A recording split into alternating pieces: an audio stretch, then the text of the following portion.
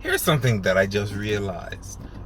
When you rent a vehicle, those of you that are old enough to rent a vehicle, and for those of you who are not old enough to rent a vehicle, let me let you know something. They expect you to return it, to bring it back the way they gave it to you. Similarly, we all know that because nobody really solved the mystery of life itself, in other words, everybody gotta die, we know and understand whether you are a Christian or not, whether you believe in God or not, we know and we understand that this life is not yours. Now, what that means is, that means you are essentially living on borrowed time. And if you are living on borrowed time, what that also means is you got to take care of it, steward it.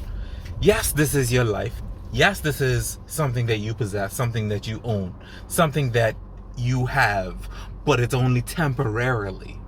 Now, that goes without saying, there's also other things.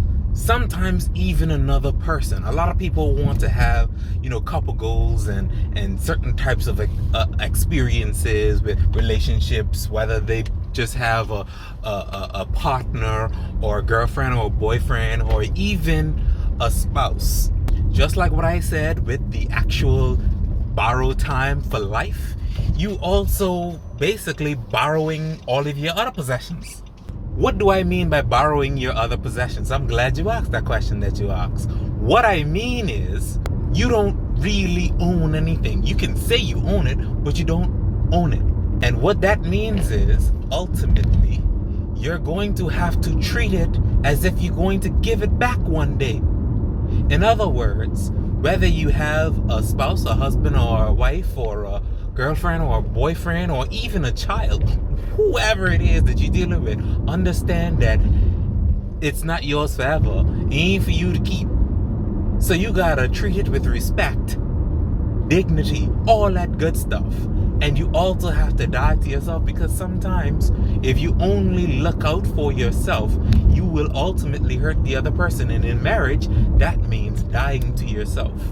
I know this video might be long for some people, but for those of you that make it to the end, I want you to understand that my point is that when you have whatever it is that you have, understand that you ain't gonna have it forever, regardless of what it is. And even if it's like generational wealth or something like that, you ain't gonna have it forever.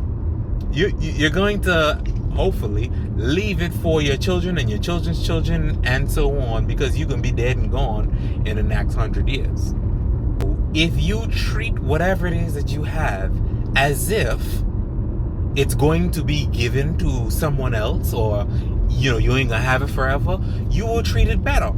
And I think that is a good mentality to have when it comes to life. Just anything, especially when it comes to possession, is something that you should always bear in mind. The short version is, when you have something, understand that you won't have it forever, so treat it as if it's going to be given to someone else, and don't make their job harder. Don't let them have to clean up after you before they could actually enjoy the thing that you gave them. You understand what I'm saying? That's it. That's all.